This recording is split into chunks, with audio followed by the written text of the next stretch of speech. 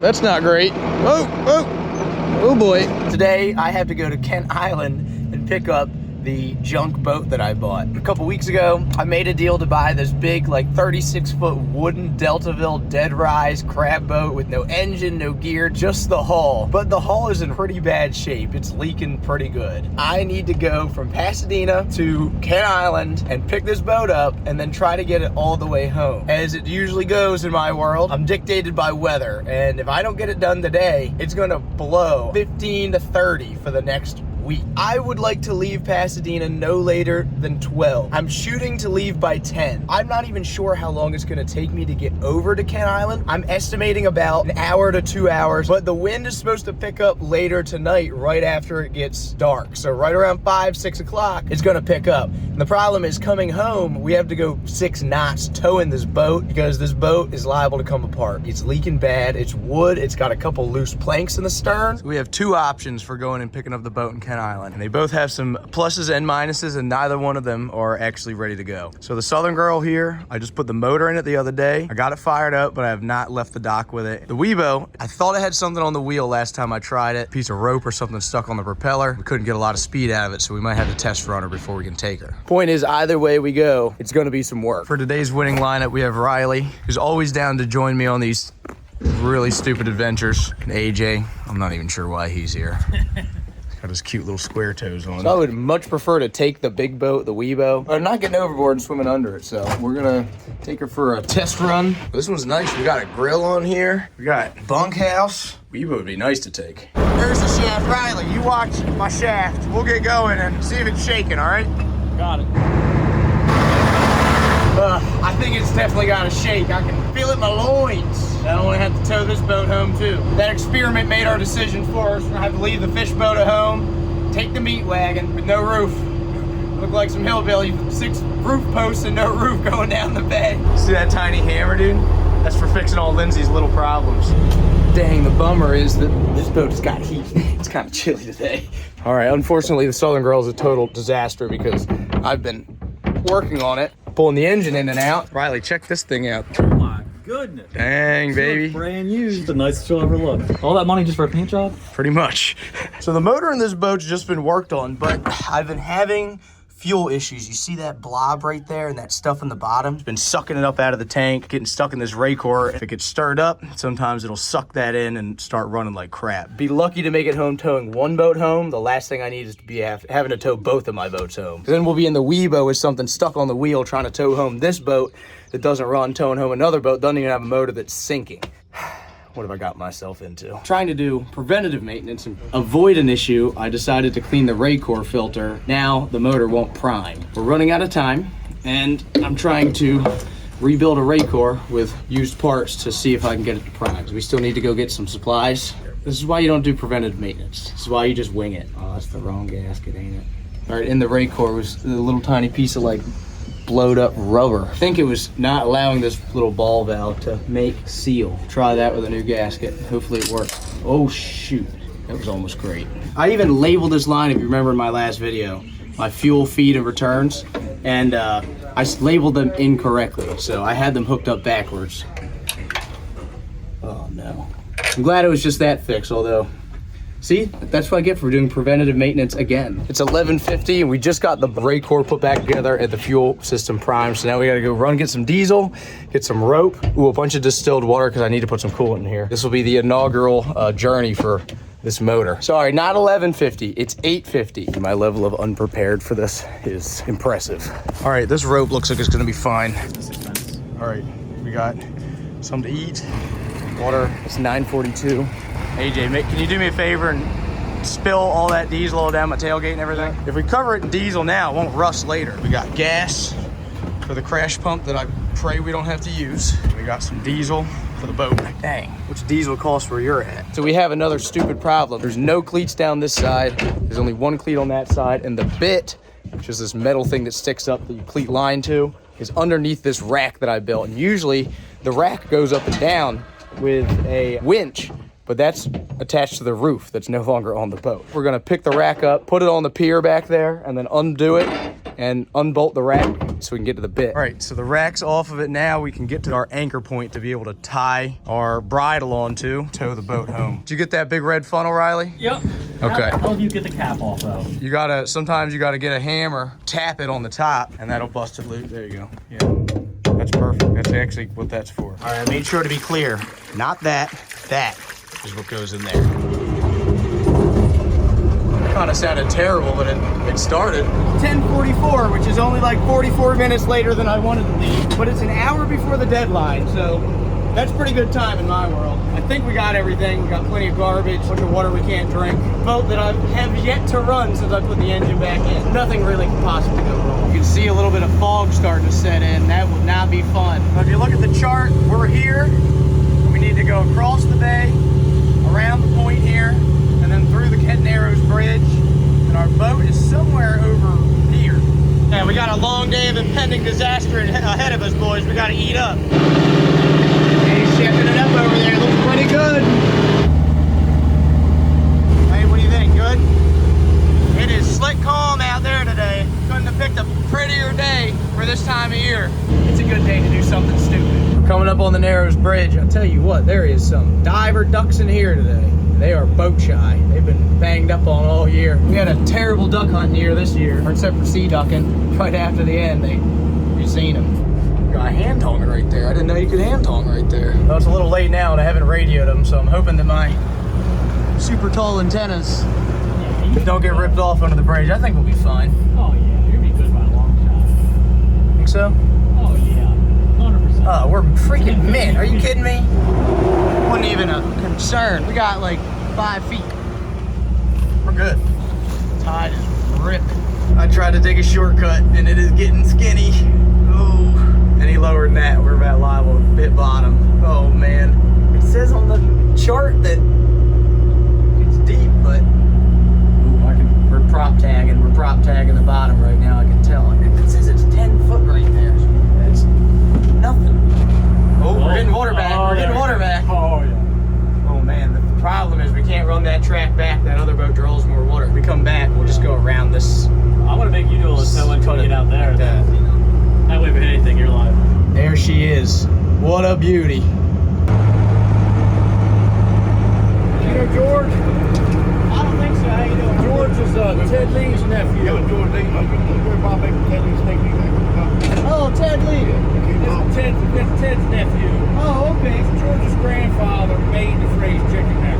Oh, okay. George's grandfather made that phrase. There you go. You're in presence of fucking out royalty here right now. That's right. And that is some delicious looking stuff there in the middle, ain't it? It's only a skim coat on top. It's not that bad. I seen that thing had an old Detroit in it. I said, I bet you she ain't gonna be rotting a bit. I said, she's gonna be pickled underneath of there. Yeah, I don't think this boat's got any bad wood on it. She's leaking right back here. You see a little bit, Right. A little bit around that stern there.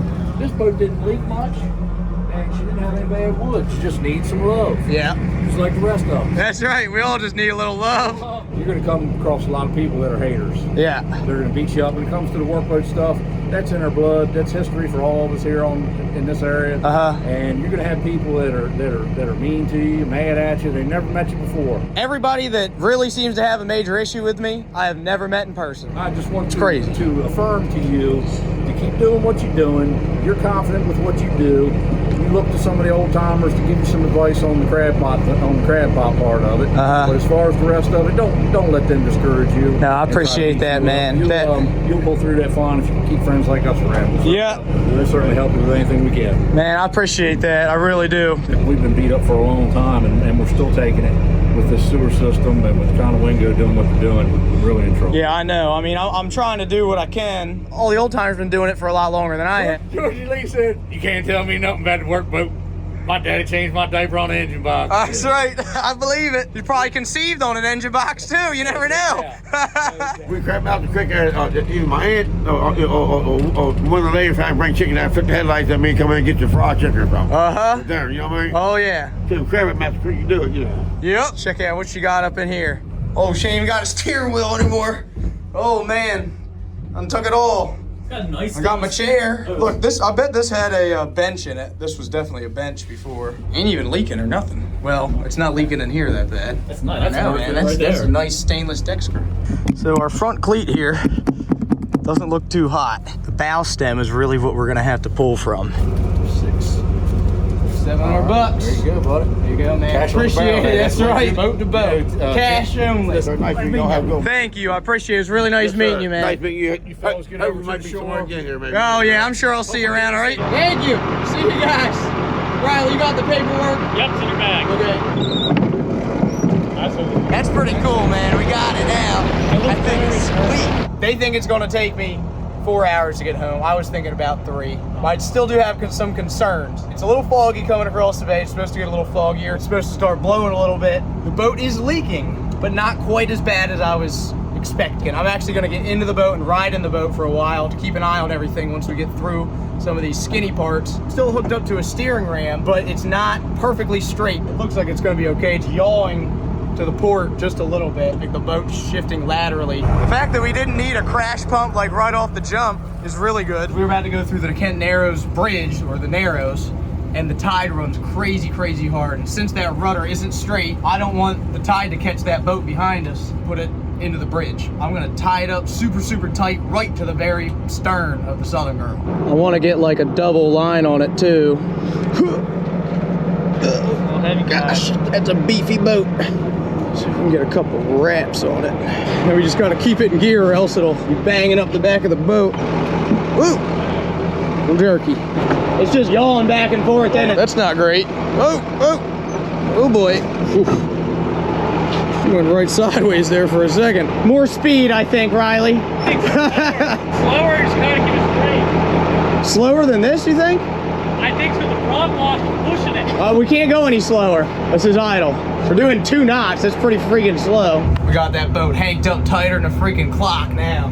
She is tight to the stern, so we gotta keep her true. That thing has a lot of boat below the water. Think about the tide as wind, but underwater. The tide is constantly moving, and it blows everything underwater around, just like the wind does above the water. You have a giant sail on the bottom of that boat, and if you get it sideways to the wind, or the tide, the wind underwater, it's gonna carry that thing like crazy. And it's gonna be enough to drag the Southern Girl with it. We're just gonna take it really slow, go through the Narrows, and really hope that nothing bad goes wrong. Tighter than a banjo string. If you ever had a truck and you towing a trailer with way too much tongue weight, it's so sensitive, and any little input steering-wise will make the thing get squirrely like that. That's how you kill yourself on the highway.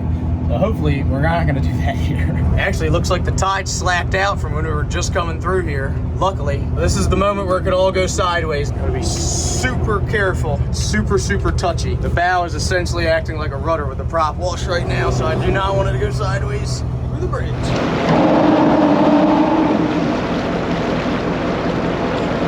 All right, one potentially dangerous obstacle conquered. It's like 15 more before we're home.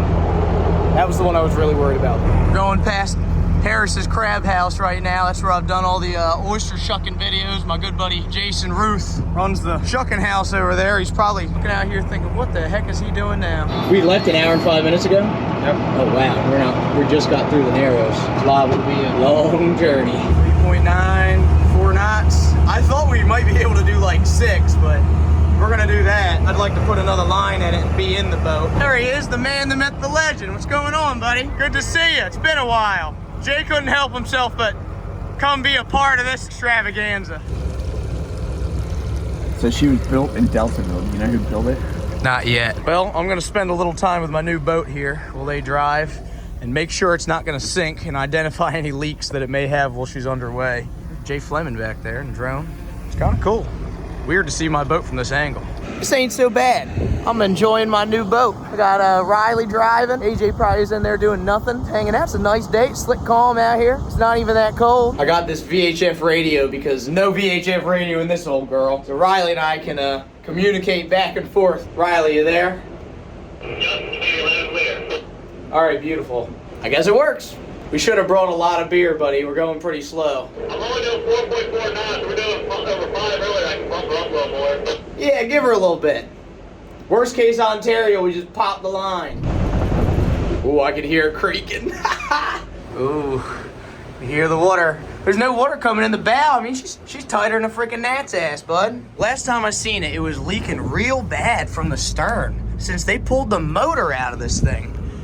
it is leaking significantly less than last time I saw it. I guess the weight of the motor kind of pushed it a little further under. Maybe it's leaking right under the water line. Man, I tell you, almost the shame of it. This is probably the last like boat ride this boat will ever go on. She's had a good life, and I know there's a lot of history on this boat, and I actually have already got in touch with people that know a lot about the boat. This boat has provided for a lot of families. Probably put kids through college. I feel really bad cutting this boat up, but this boat is in such tough shape. It was probably just gonna kind of rot away, end up in a marsh returning to the earth. I think that it's really gonna be cool to give this boat kind of a second life. As a business person, I understand that there is better options than to turn an old Beltonville crab boat into a crab stand. I sell crabs to not your average crab consumer because I have a big online presence and I have a lot of people that want to come and meet me and try the crabs that they watch me catch online. You have to cater to your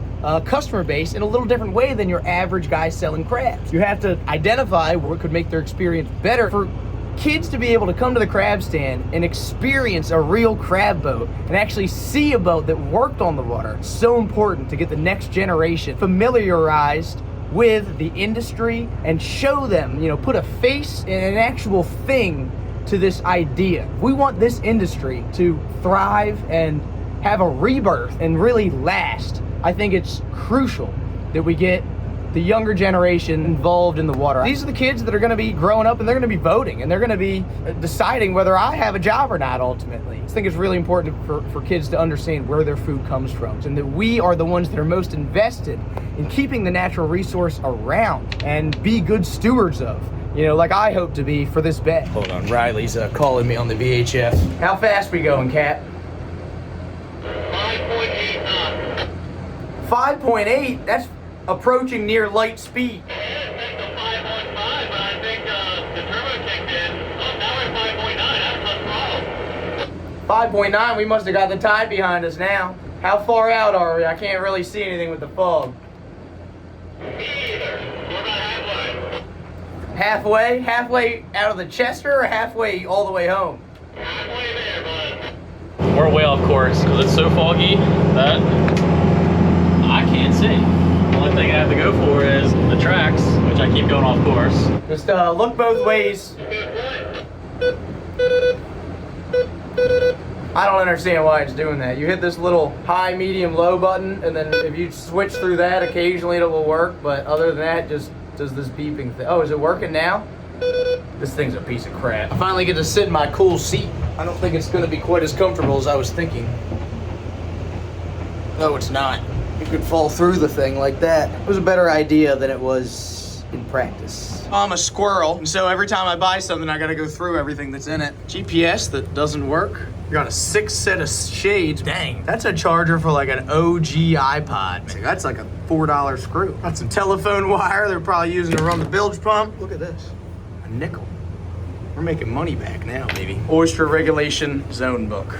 Then we got a little bit of chopped mat, some random hydraulic hoses. Ooh, that's kind of nice. Some trout line. That's about all she got. When I bought the boat, I did have to bring my own battery. Shout out to my buddy Nick for giving me this battery. Just had to zip tie the wires to the terminals for the pump so it doesn't sink. It smells like they're grilling, but I thought we ate all the cheeseburgers. Maybe there's cheeseburgers, I don't know. I definitely am downwind to some grill smells. It smells pretty good. I'm getting hungry. It's like almost 5 o'clock now. A lot of people might think I'm crazy for doing this. I'm just me. I don't have any backers. I'm 27 years old, and I started in a rowboat when I was 11. Started my business when I was 18. Hard work and creativity. Using the resources that I have to make what I have dreamed of come true. I am not impressed by people with ideas. I'm impressed by people with ideas that figure out a way to bring them into reality using what they have, no matter their history, background, situation. If you have something that you want to do, you will figure out a way to make it happen, hell or high water. If you're not, nothing but excuses. I'm impressed by doers, not talkers. Everybody's got a good idea. Not everybody can bring it into reality. I'm not saying this is a good idea, but I am gonna bring it into reality, or I'm gonna give it hell trying. Where are we at on the cheese? Your cricket VHF cut out.